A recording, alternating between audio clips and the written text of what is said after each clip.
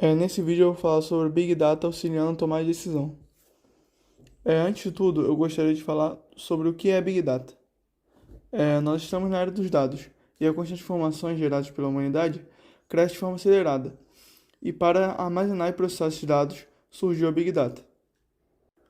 O objetivo da Big Data é armazenar e processar esses dados para tomar decisões rápidas e assertivas, assim gerando uma vantagem competitiva. É, Os algoritmos conseguem tomar essas decisões comparando dados, né, do mesmo contexto. Exemplo, tu pega um hospital que tem uma taxa de óbito muito alta para determinada doença e um outro hospital que tem uma taxa de óbito muito baixa, o que ele vai concluir, né? Que o tratamento do outro hospital é melhor. E logo, né, os médicos vão concluir que copiar aquele tratamento vai, né, salvar mais vidas. Esse é um exemplo de bem bobo de como a Big Data pode auxiliar na tomada de decisão. O grande desafio da Big Data é gerar informações através de dados estruturados e não estruturados. O que seriam dados estruturados? São dados que, por exemplo, trazendo para o futebol, o número de gols do jogador, o número de assistências, que você vê os números do jogador e é isso. A estatística, né, do jogador. Mas os dados não estruturados seriam o comportamento do jogador fora de campo, que não, que é mais complexo, né? Que é uma fala dele, que é uma briga que ele teve com o técnico, por exemplo, tá ligado? São coisas que quando você vai olhar a estatística do jogador não aparece, mas você tem que ir buscando pra encontrar, né? E aí quando você consegue gerar informação com dados estruturados e não estruturados, você acaba sendo mais assertivo, né? Porque você acaba evitando de trazer um jogador que seja bom, né, dentro de campo, mas seja um problema fora dele, entendeu? Seria mais ou menos isso. Um exemplo de caso de sucesso da Big Data auxiliando a tomar decisões de empresas é o caso do Brentford, clube inglês, né?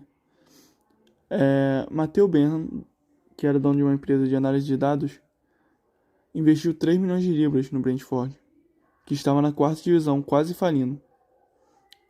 E com Big Data, né, ele conseguiu, em 14 temporadas, levar o clube do coração dele à primeira divisão. A estratégia dele para erguer o time era encontrar jogadores esquecidos em seus clubes, né, mas com muita margem de progressão. E aí ele investia neles e dava tempo de jogo, né, fazendo eles crescer. E depois vendia por muitos milhões de euros. Para, né, encontrar esses jogadores esquecidos, ele utilizava a Big Data. Para se ter noção de como o modelo dele deu certo, o clube pagou menos de 5 milhões de euros para comprar 6 jogadores. E eles foram vendidos por mais de 40 milhões de euros. Então era uma coisa muito lucrativa para eles. Trazendo para a visão sistêmica, a entrada desse sistema seria os dados dos jogadores, né? O processamento seria avaliar se o jogador é promissor e está desvalorizado no seu clube. Avaliar também se caberia no estilo de jogo da equipe. A saída seria se o jogador cumprir os requisitos, contratar. Se não cumprir os requisitos, descartar. E a retroalimentação se o jogador for bem, ele é vendido gerando lucro. Assim como eu falei acima, né? Dos 6 jogadores que geraram 40 milhões de euros para o clube, né? Sendo que eles só gastaram 5 neles. O meio ambiente onde o Brentford está inserido é um meio ambiente muito complexo, porque ele não é um time rico e tem que achar bons jogadores.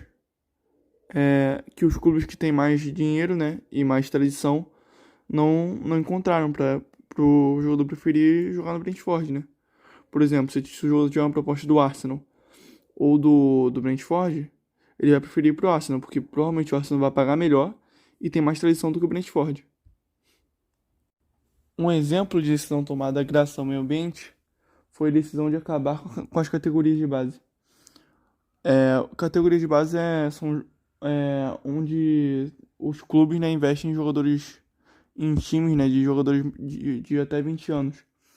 E aí esses jogadores, né, tipo, normalmente vem de graça, porque são crianças ainda, eles desenvolvem o jogador na categoria de base e até chegar ao profissional, né? E o Brentford resolveu acabar com isso, porque quando o jogador se destacava na categoria de base,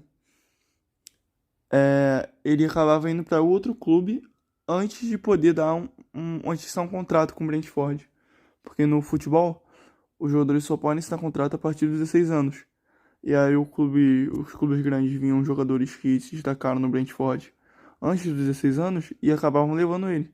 Assim só sobrava, né, os jogadores mais fracos e acabava não conseguindo aproveitar a categoria de base.